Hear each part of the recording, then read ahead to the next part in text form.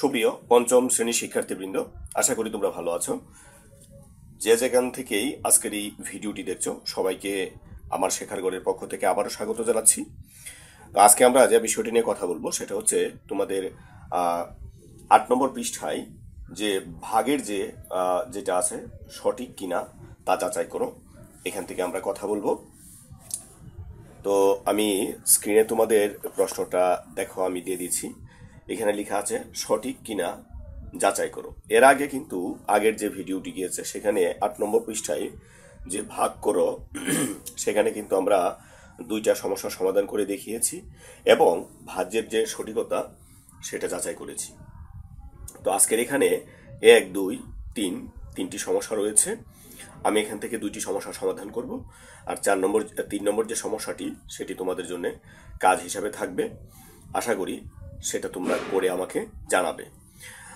তো এখানে আমরা আমাদের 1 নম্বর যে প্রশ্নটি আছে, আমি 1 নম্বর প্রশ্নটি এখানে দিয়ে দিচ্ছি।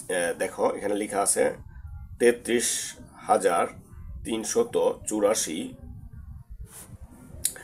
ভাগ হচ্ছে 124, এর ভাগফল হচ্ছে 269 ও ভাগশেষ হচ্ছে 28। তো আমাদেরকে এখন যেটা বের করতে হবে, আর এখানে এটা কিন্তু ভাগফল হচ্ছে এটা আর ভাগশেষ হচ্ছে এটা, তো কোনটা কি সেটা কিন্তু আমরা গত পর্বে খুব ভালোভাবে কথা বলেছি। আর এই যেটাকে আমি ভাগ করব সেটা হচ্ছে ভাজ্য, আর যা দ্বারা ভাগ করব সেটা হচ্ছে ভাজক। তো এখন আমাদেরকে যেটা করতে হবে, আমরা যে এই ফর্মুলাটা জানি, অথবা আমরা লিখবো এখানে জানা আছে। আমরা কি জেনেছি যে ভাজ্য সমান কি হবে, ভাজক গুণ ভাগফল যোগ ভাগশেষ। আমরা কিন্তু সেটা দেখব। তো এখন এই কাজটা করার পর যেটা আমরা পাবো সেটা সমান কি হবে, ভাজ্য। তাহলে এখানে আমরা যেটা করব সেটা হচ্ছে এইগুলোর সাহায্যে কাজ করে আমরা এটাকে পাবো, ঠিক আছে। তো এখন আমরা দেখি ভাজক কত আছে 124 গুণ ভাগফল কত আছে, এই যে ভাগফল লেখা আছে এত 269 যোগ ভাগশেষ কত আছে 28। তো এখন আমাদের যে কাজটুকু করতে হবে সেটা হচ্ছে আমাদের এই দুইটা গুণ করতে হবে। তাইলে আমি লিখবো এখানে, অথবা তুমি অন্য কোনো জায়গায় গুণ করে নিয়ে আসতে পারো। তো আমরা মোটামুটি যেটা ছোট সেটাকে আমরা গুণক হিসাবে ধরে নিব, আর যেটা বড় সেটাকে আমরা গুণ্য হিসাবে ধরে নিব। এটা তোমার সুবিধার জন্য, ঠিক আছে। ইচ্ছে করলে তুমি এটাকেও গুণক ধরতে পারো, কারণ আমরা 4র্থ শ্রেণীতে যখন কথা বলেছি তখন কিন্তু আমরা দেখেছি গুণ্য এবং গুণক দুইটা স্থান পরিবর্তন করলে কখনো মানের পরিবর্তন হয় না। তো দেখো আমরা এটা গুণ করি।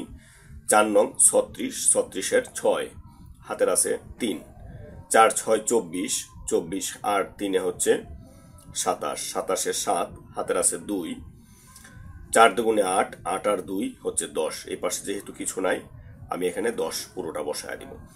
আর আমরা একক স্থান দিয়ে যখন আমরা গুণ করে ফেলেছি, তো আমরা একক স্থানে এখানে শূন্য রাখতে পারবো, না রাখলেও কোনো সমস্যা নাই। তো এখন যদি আমরা গুণ করি 9 দুগুণে 18 18 8 হাতের আছে 1, 6 দুগুণে 12 12 আর 1 হচ্ছে 13 13 3 হাতের আছে 1, 2 দুগুণে 4 4 আর হাতের 1 হচ্ছে 5। আমরা একক দশক এই দুইটা দ্বারা গুণ করে ফেলেছি, এই জন্য একক এবং দশক স্থানে আমরা শূন্য বসাবো। এখন আমরা শতক স্থান থেকে শুরু করব। 9 একে 9, 6 একে 6, 2 একে 2। এবার আমরা যোগ করি 6 7 আর 8 15 15 আর 5 হাতের আছে 1 1 আর 3 4 4 আর 9 হচ্ছে 13 13 3 হাতের আছে 1 1 আর 1 2 2 আর 5 হচ্ছে 7 7 আর 6 13 13 3 হাতের আছে 1 1 আর 2 হচ্ছে 3। তাহলে আমরা এখানে কি পেলাম, 33,356। এই দুইটা কিন্তু কাজ করে আমরা এটুকু পেলাম। এখন কি আছে এখানে যোগ করব আমরা। তো 8 আর 6, 8 আর 6 হচ্ছে 14, 14 4 হাতের আছে 1, 1 আর 2 3, 3 আর 5 হচ্ছে 8, 8 হচ্ছে 8। তারপর বাকি এই পাশে যেগুলো আছে এগুলো আমরা বসিয়ে দিলাম। তাহলে এই যে আমরা 33,384 পেলাম, তো এখানে ভাজ্য কত ছিল 33,384, তো আমরা এটা সমান লিখে দিব, এটা হচ্ছে ভাজ্য। তাহলে আমরা এটা কি পেলাম, সঠিক।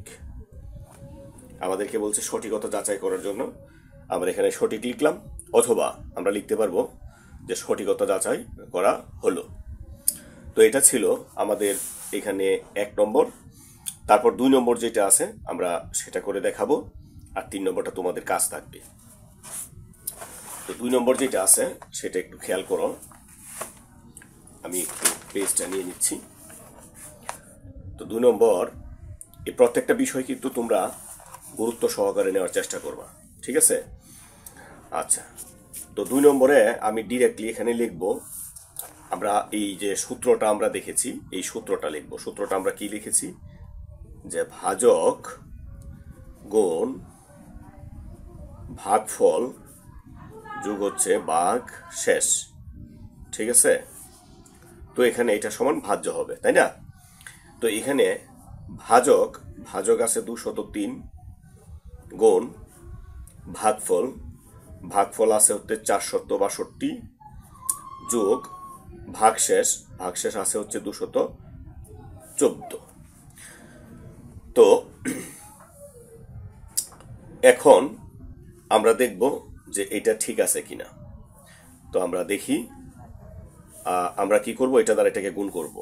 তাহলে আমরা এখানে গুণটা এখানে করছি, 462 গুণ হচ্ছে কত, এত। তো এবার দেখি আমরা 3 দুগুণে 6, 3 6 18, 8 হাতের আছে 1, 3 4 12 আর 1 হচ্ছে 13।